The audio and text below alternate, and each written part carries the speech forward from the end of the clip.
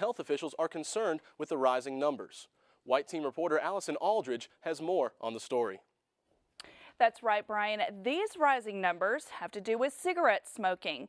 Officials found that smoking, which is the #1 preventable cause of death in this country, is still popular. The number of cigarette smokers in the United States has risen for the first time in 15 years, and this has some health officials confused.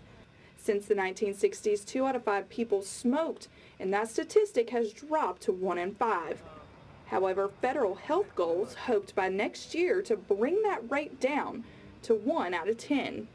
The director of the CDC's Office on Smoking and Health, Dr. Matthew McKenna, says that the 2007 drop gave the CDC officials hope that the U.S. smoking was plummeting again.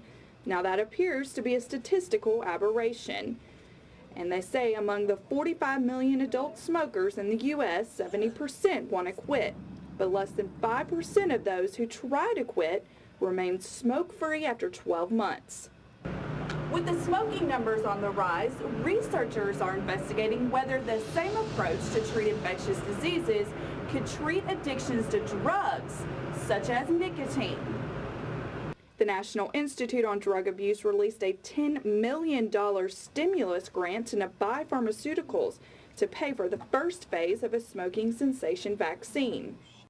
If it worked, I'd probably do it because something to make me quit smoking couldn't be bad unless it was just had terrible side effects or something. I think people really need to learn how to do stuff for themselves and stop relying on medicine all the time. Nabai says that if current smoking patterns continue, smoking will cause more than 10 million deaths each year by 2020.